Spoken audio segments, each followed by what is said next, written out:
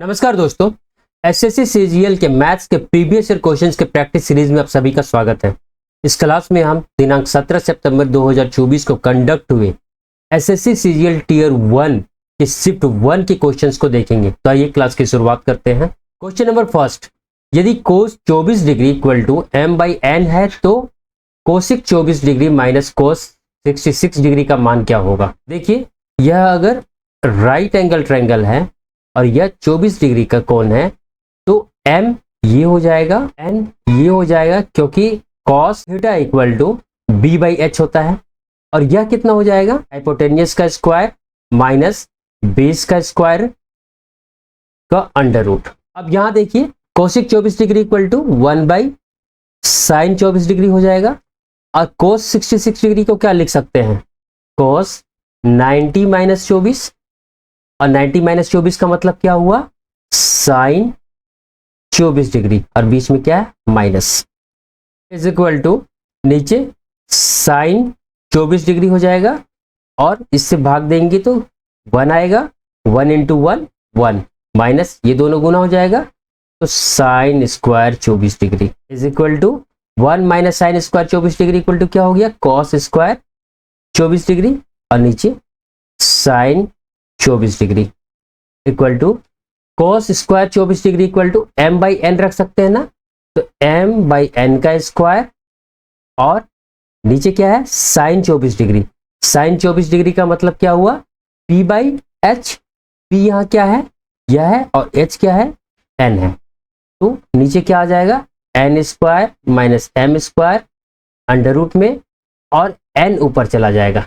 यहाँ देखिए एक n है और यहाँ इस स्क्वायर को हटाएंगे तो यहाँ स्क्वायर आ जाएगा, यहाँ स्क्वायर आ जाएगा, एक n से एक n कट हो जाएगा, ऊपर आ जाएगा m square by n under root n square minus m square.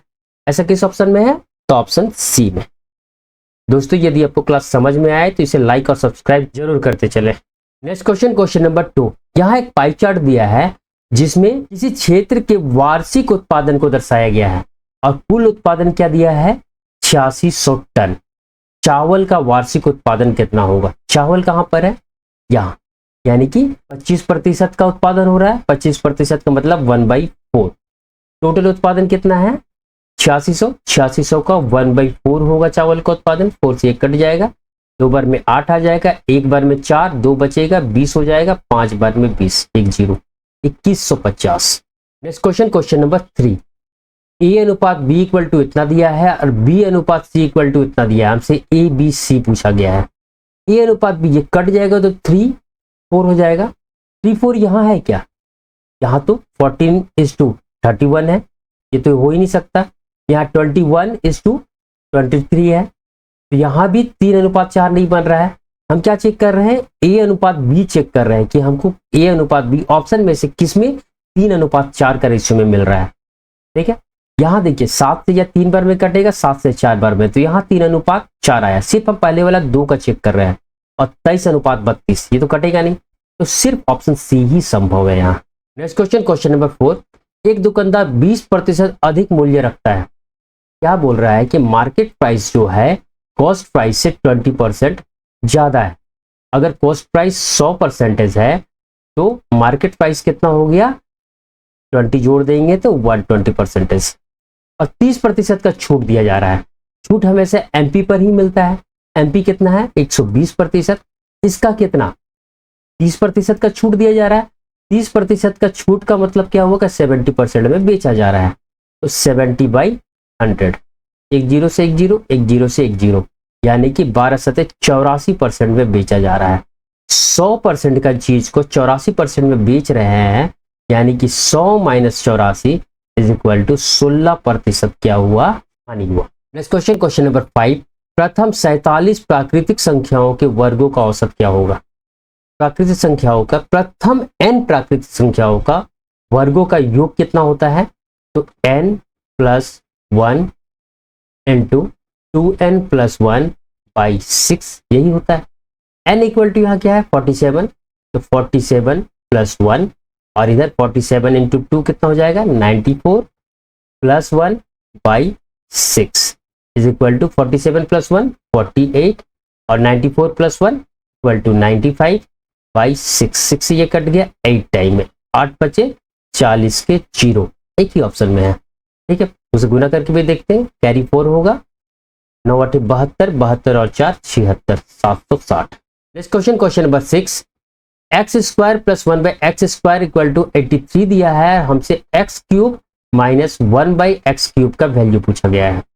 Minus में है, यहाँ प्लस में है, यानी कि हमको x माइनस 1 बाई एक्स का वैल्यू चाहिए होगा, जो यहाँ से निकलेगा।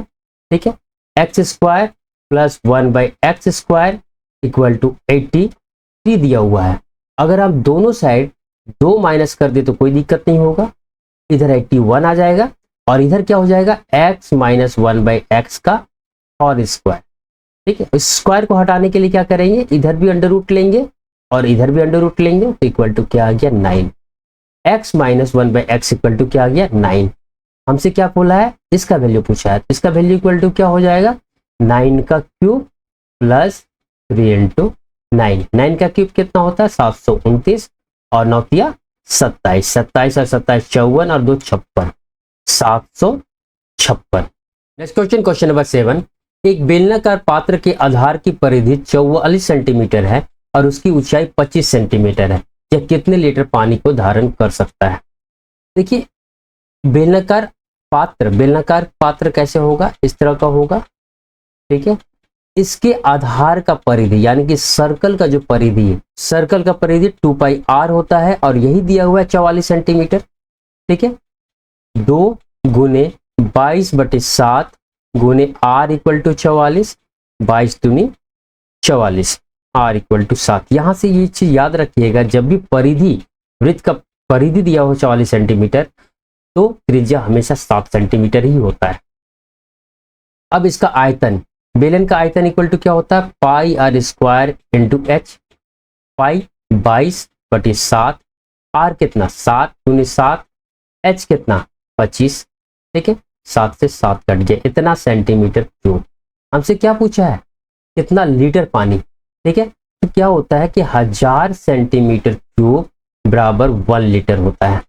ठीक है, तो यहाँ जो सेंटीमीटर क्यूब में आया है, ठीक है, उसको हम 1000 से भाग देंगे तो हमारा आंसर आ जाएगा, कितना पानी आएगा, तो 22 गुने 7 गुने 25 और ये 1000 जो है यहाँ आ जाएगा। इससे ये कट गया, 40 बार में 2 से ये कट रहा है, 20 बार में 2 से ये कट रहा है, 11 बार में 11 सते 77/20। 2 से काटते हैं, 2 तिया 6 हो जाएगा, 1 17 हुआ, 2 8 16.10 आ जाएगा 5, इतना बटे 10। 10 से फिर भाग देंगे तो ये पॉइंट और एक खिसक जाएगा, 3.85 जो है राइट आंसर होगा। Next question, question number 8, 10 centimetre 20 centimetre और 20 सेंटीमीटर भुजा वाले त्रिभुज ABC और 13 सेंटीमीटर कर्ण और 12 सेंटीमीटर लंब वाले एक समकोण त्रिभुज PQR के क्षेत्रफलों का अंतर ज्ञात कीजिए। पहले हम क्या त्रिभुज लेते हैं, त्रिभुज ABC, ये 20 सेंटीमीटर है, ये भी 20 सेंटीमीटर है और आधार जो है 10 सेंटीमीटर है। तो अगर हम यहाँ से एक लंब खींचेंगे तो क्या होगा, ये बराबर भागों में बढ़ जाएगा, यानी कि 5 सेंटीमीटर हो जाएगा, या भी 5 सेंटीमीटर हो जाएगा।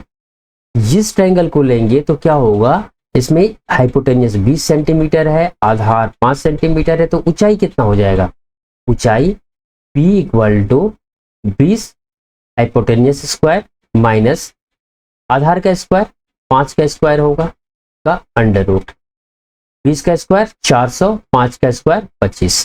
ठीक है, बराबर 375। 375 का वर्गमूल निकालेंगे तो क्या आएगा, 5 बाहर आ जाएगा, 15 अंदर रह जाएगा।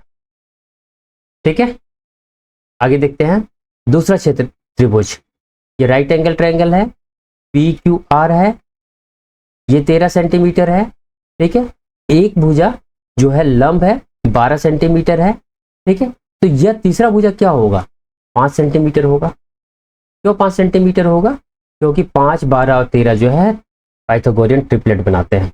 आप ऐसे भी निकाल सकते हैं, 13 के स्क्वायर माइनस 12 के स्क्वायर का वर्गमूल करके, तो यही 5 आ जाएगा। ठीक है, इसका क्षेत्रफल कितना हो जाएगा, 1/2 × 5 × 12, इससे कट जाएगा 6 बार में, 30 सेंटीमीटर स्क्वायर। इस त्रिभुज का क्षेत्रफल ये हम नहीं निकालना है अभी तक, तो इसका क्षेत्रफल ज्ञात करते हैं।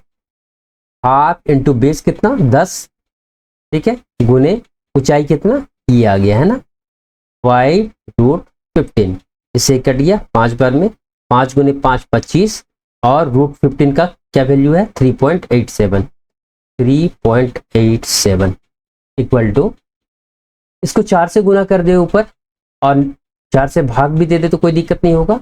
25 चौके 100, 100 का मतलब क्या हो गया 387 हो जाएगा, नीचे 4 आ जाएगा, 4 से कट करते हैं 9 बार में 36, 2 बचा 27 हुआ, 6 बार में 24, 3 बचा 75 सेंटीमीटर स्क्वायर।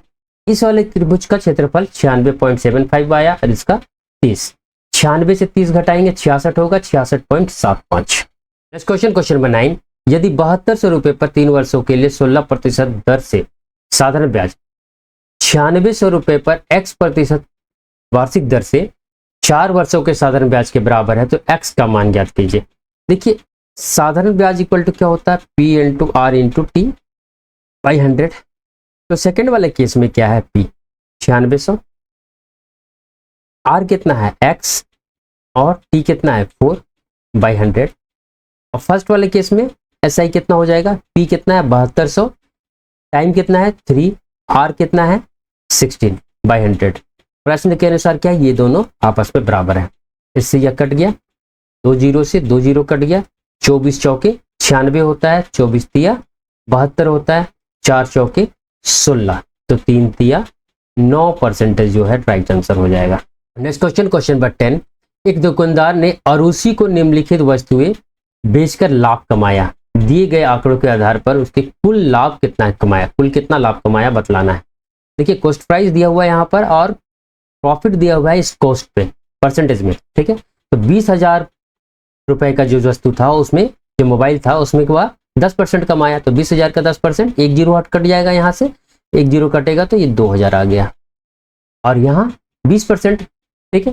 तो एक जीरो यहाँ से कटेगा, 72 दूनी 144 और 2 जीरो, 2 जीरो और 144 और यहाँ पर ये दोनों जीरो कट जाएगा तो 12 तिया 36, लास्ट में कितना आएगा 36 और इधर 4 और इधर 4 और 2 6 और एक 16,436, ऑप्शन डी।